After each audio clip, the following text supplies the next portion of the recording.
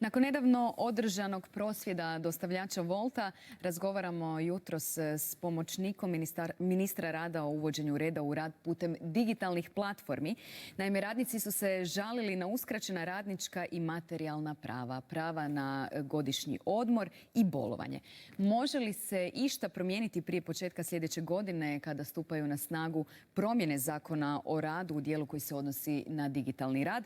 Otkriće nam Dražen Opalić, pomoćnik ministra rada. Dobro vam jutro i dobro nam došli. Dakle, krenulo je od prosvjeda Wolta, ali evo za one naše gledatelje koji možda još i sami nemaju sređen taj sustav digitalnih platformi. Dakle, krenulo je od prosvjeda Wolta, ali evo za one naše gledatelje koji možda još i sami nemaju sređen taj sustav digitalnih platformi s kojima se zapravo svakodnevno susrećemo. Koje su sve to platforme? Dobro jutro još jedanput. Prvo bi samo jedan mali ispravak. Ne radi se o digitalnim platformama, već digitalnim radnim platformama. Razlika digitalne platforme, to su svoje platforme kad vi naručujete određenu robu preko interneta, to su digitalne platforme. Digitalne radne platforme, to je upravo kada preko te platforme vi obavljate određeni rad. To su vam sve ove kompanije koje vidite na cesti, Wolt, Bolt, Uber, Glovo, sve su to digitalne radne platforme. Jesu li to i taksi usluge? Tako je, znači preko Bolta i preko Ubera to su taksi usluge. Znači mogu biti dostavljačke usluge, mogu biti taksi usluge, sutra mogu biti nekakve druge vrste usluga. To sad sve ovisi o poslovnoj aktivnosti vlasnika tih digitalnih radnih platformi. I dakle, postojeći Zakon o radu ne definira dovoljno status i prava radnika koji rade putem digitalnih platformi rada. Zakon koji je donesen, sad izmjene i dopune zakona koji su doneseni sa 1.1. ove godine, prvi put regulira rad putem digitalnih radnih platformi. Taj dio zakonskog seta će stupiti na snagu 1.1.2024. godine. Zašto imamo ovu rupu od godinu dana? Iz razloga što radi se o virtualnom svijetu rada. Da bi vi kontrolirali i nadzirali virtualni svijet rada, vi morate imati nekakve virtualne alate kontrole.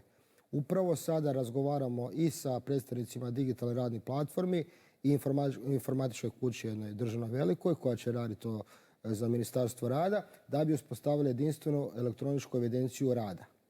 Preko te evidencije rada mi ćemo točno znati koliko ima platformi, koliko ima agregatora, tko radi preko tih platformi, odnosno agregatora, koliko je zaradio i da li je to radniku isplaćeno. Samo da razjasnimo, agregatori su posrednici. Agregatori su posrednici. Koja je njihova uloga? Tako, znači agregatori, zašto taj naziv agregator? Vi u radnom zakonodavstvu do sad ste imali posrednike pri zapošljavanju agencijskih radnika.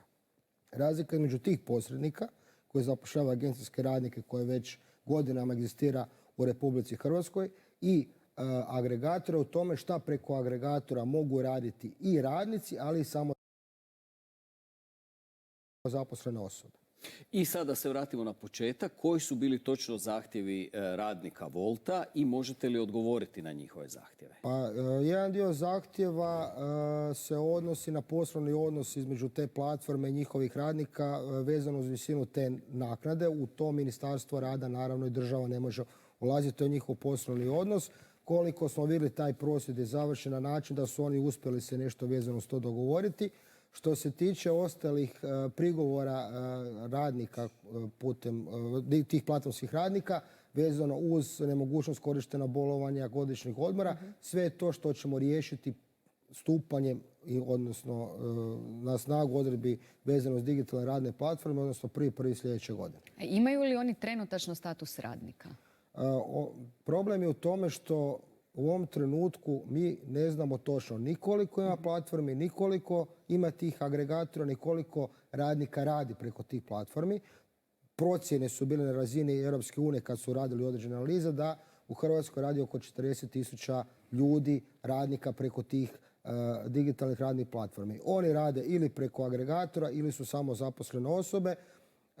Prema informacijama koje smo dobili i od Državnog inspektorata, inspekcije rada i porezne uprave, nađene su određene veliki broj nepravilnosti u samome radu tih agregatora. Upravo zbog toga uvodimo sustav kako bi s jedne strane osigurali veća prava tih radnika u skladu s pozitivnim propisima Republike Hrvatske, a s druge strane uveli red u poslovanje tih agregatora.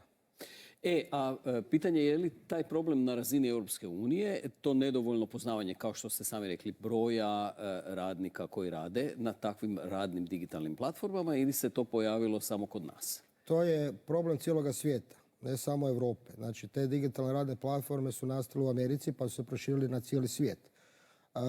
Problem je u tome što na razini Europe nitko nije na cjeloviti način riješio problem rada digitalnih radnih platformi. Bio određeni pokušaj u Španjolskoj i Italiji, ali za određeni segment toga. Španjolci su rekli da se radi o radnom odnosu, bila je pobuna i od strane tih radnika i od strane platforme. Mi smo upravo, gledajući iskustva te dvije države i malo procjenjivajući kako taj poslovni model uopće izgleda, pokušali smo napraviti jedan izbalansirani prijedlog, mislim da smo u tome uspjeli, da digitalne radne platforme i dalje mogu raditi po svom poslovnom modelu, a da zaštitimo prava radnika i u konačnici države zbog javnih davanja. Može li se nešto promijeniti tijekom ove godine već? Ove godine, kako mislite promijeniti? Znači, ove godine mi ćemo donijeti pravilnike. Ova procjena je nekakva da bi do ljeta, 6. 7. mjeseca, donijeli testnu verziju te aplikacije. Nakon toga, s 1.1. sljedeće godine, bi to trebalo biti u punoj implementaciji. Kad govorimo o toj elektroničkoj evidenciji, prvo i osnovno, svi agregatori će morati biti upisani u registar koji vodi Ministarstvo rada. Nijedna platforma neće moći ugovoriti poslovnu suradnju s agregatorom ako nije upisan kod nas. Naravno i platforme će se upisivati i onda kad svaki taj dostavljač primi narudžbu, pa do završetka narudžbe, to vrijeme će se u realnom vremenu evidentirati u sustavu tog jedinstvene elektroničke evidencije rada. U svakom trenutku ćemo znati tko radi, za koga radi, da li je on prijavljen i na kraju da li je on dobio plaću, naravno, temeljem toga rada. Tko je nadležan za kontrolu? Je li državni inspektorat?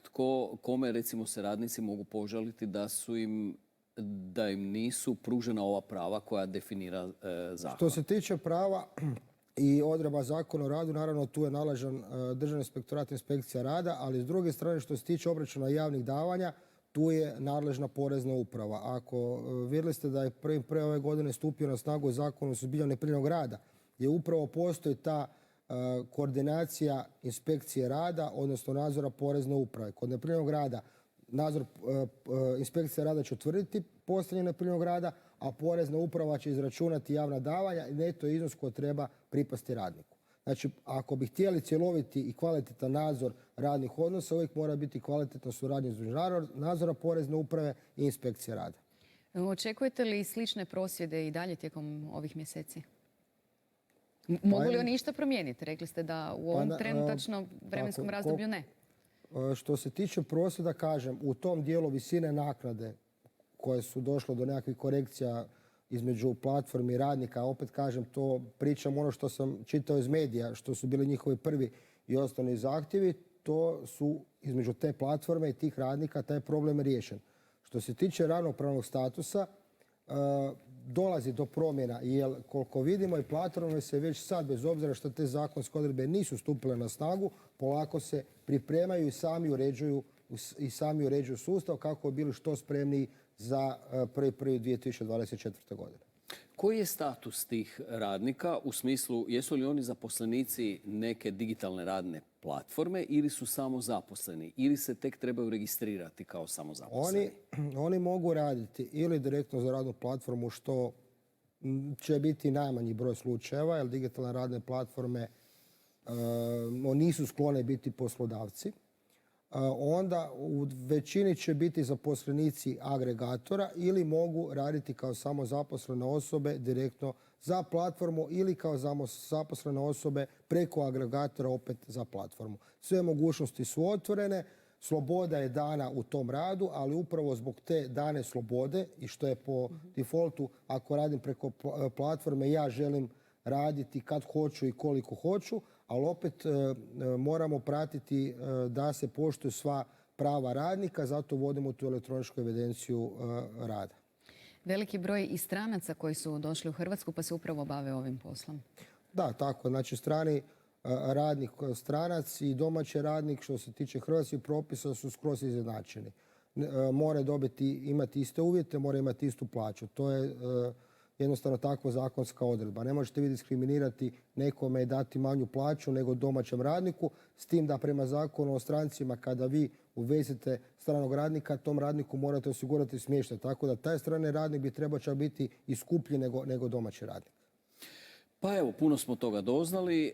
Uvijek treba težiti tome da sve bude uređeno, da vlada red, odnosno da postoje oni koji mogu kontrolirati jel se taj red provodi. Tako, treba dati omogućiti poduzetničke slobode, a s druge strane osigurati prava radnika. Mislim da smo ovim prijedlogom izbalansirali te dvije potrebe. Evo, s jednog digitalnog područja mi ćemo krenuti na drugo. Vama hvala lijepa. Hvala vam. Hvala vam na gostovanju. Istraživat ćemo mariološku